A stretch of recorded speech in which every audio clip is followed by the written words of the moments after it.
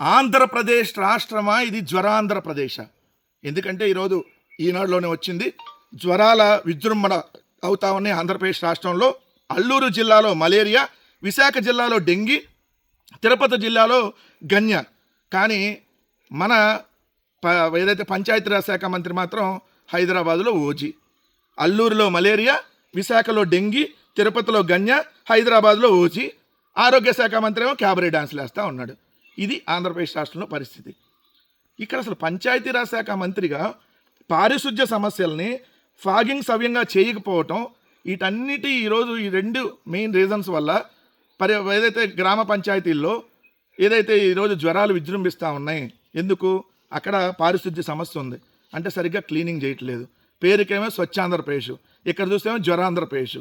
మళ్ళీ ఈ డిప్యూటీ సీఎంకి కూడా జ్వరం వస్తూ ఉంటుంది, మాట్లాడితే ఏమన్నా క్వశ్చన్ చేస్తేనేమో కోపం వస్తూ ఉంటుంది. ఇక్కడ చూడండి ఎంత దారుణంగా ఉందో పరిస్థితి.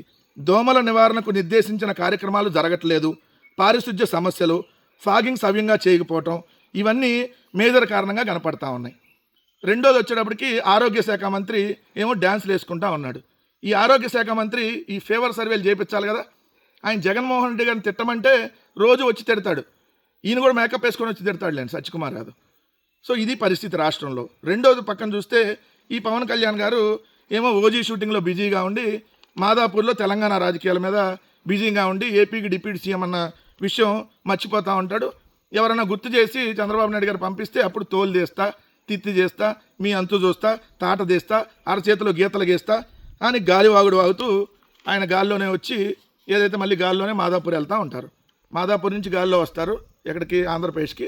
మళ్ళీ ఆంధ్రప్రదేశ్ నుంచి గాల్లోనే మాదాపూర్కి వెళ్తారు. ఇది ఆంధ్రప్రదేశ్ రాష్ట్రంలో ఉప ముఖ్యమంత్రి పరిస్థితి ఓ పక్క ఈ విధంగా ఉంది. కానీ ఈయనేమంటాడు? హోంశాఖ నా చేతిలో ఉంటే ఒక్కొక్కడిని తాడ తీసేవాడిని అంటాడు. ముందు నీ దగ్గర ఉన్న శాఖని ఏడు, నీ దగ్గర ఉన్న శాఖని ఏడువు. ఆ శాఖల్ని ఏడవటం నీకు శాత కాదు. పర్యావరణ అటవీ శాఖకి లాస్ట్ ర్యాంక్ ఇచ్చాడు మన చంద్రబాబు నాయుడు గారు. పంచాయతీరాజ్ శాఖకి లాస్ట్ నుంచి 3వ ర్యాంక్ ఇచ్చాడు. ఇంకేంది నువ్వు శాఖలు ఏడుస్తుంది? ఓ పక్క ఈరోజు చూస్తే మడ అడవులు ధ్వంసం చేస్తూ రొయ్యల చెరువులను తవ్వేస్తా ఉన్నారు కృష్ణా జిల్లాలో కృత్తివెన్నులు.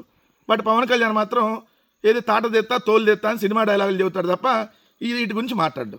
అదేవిధంగా ఎన్టీఆర్ జిల్లాలో భారీ మట్టి గ్రావెల్ తవ్వకాల్లో పర్యావరణానికి భారీ ముంపు ఏర్పడతా ఉంటే ఈయన మాత్రం నా చేతిలో అది ఉంటే పొడి చేస్తా, నీ చేతిలో ఇది ఉంటే పొడి చేస్తా అంటావు. మరి ఎడి దగ్గరికి వెళ్ళి పొడవచ్చుగా.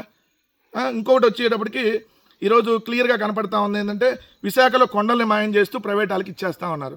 కానీ ఈయన మాత్రం ఓజీ షూటింగ్లో బిజీగా ఉండి నేను చూడలేదే, నాకు కంపట్లేదే, నాకు ఇంపట్లేదా అంటాడు. అలానే కాకినాడ జిల్లాలో వెలుగు చూసిన పంచాయతీ నిధుల గోల్మాల వ్యవహారం, అనేక జిల్లాల్లో ఇలానే నిధులు గోల్మాల వ్యవహారాలు నడుస్తున్నాయి. కానీ ఈయన మాత్రం షీజ్ ద షిప్ అంటాడు. షిప్ వెళ్ళిపోయింది, బియ్యం కూడా వెళ్ళిపోయినాయి, పవన్ కళ్యాణ్ వెళ్ళిపోయాడు. తర్వాత సర్పంచుల పదవీ కాలం ముగిసిపోతున్నా కొన్ని రోజుల ముందు 669 పంచాయతీల్లో ఒకే తరహాలో పెట్రోల్ డీజిల్ నకిలీ బిల్లులు పెట్టి 20 కోట్లు డ్రా చేశారు. పవన్ కళ్యాణ్ మాత్రం అవునా నాకు తెలియదే, నా శాఖ అనుకోలేదే ఇది అంటాడు. నీ శాఖ బాబు, నీ శాఖలో జరిగింది. 15వ ఆర్థిక సంఘం నిధులు 1000 కోట్లు దారి మళ్లించారు ఓ పక్క. ఇంకో చోట చూస్తే ఈరోజు ఏదైతే పంచాయతీలకు సంబంధం అంటూ సర్పంచుల పదవీ కాలం అయిపోయింది. ఈరోజు అధికారుల పాలన నడుస్తుంది. అధికారులకేమో కనీసం బ్లీచింగ్ పౌడర్ కొనాలన్నా, ఏదైతే పోయినటువంటి మంచినీటి పంపులు రిపేర్ చేయాలన్నా, పోయినటువంటి లైట్లు వేయాలన్నా డబ్బులు లేనటువంటి పరిస్థితి. మరి ఇంకా చెప్పయ్యా, నువ్వేం పొడిసావు 2 సంవత్సరాల్లో? చంద్రబాబు నాయుడు డబ్బులు ఇచ్చినప్పుడు వచ్చి గాలివాగుడు వాగెళ్ళటం తప్ప ఈ రాష్ట్రానికి నీ వల్ల ఏమన్నా కొద్దిగా ఉపయోగం ఉందా అని చెప్పి ఈరోజు ప్రజలు అడుగుతూ ఉన్నారు. అదే ఈనాడు దినపత్రిక కూడా రాసింది. ఈరోజు ఏ విధంగా జ్వరాలు వస్తూ ఉన్నాయో, జ్వరాలకు కారణం పారిశుధ్య సమస్య, అంటే పంచాయతీలకు సంబంధించిన దాంట్లో సరిగ్గా నిర్వహణ చేయకపోవడం అనేది క్లియర్గా అర్థమవుతా ఉంది.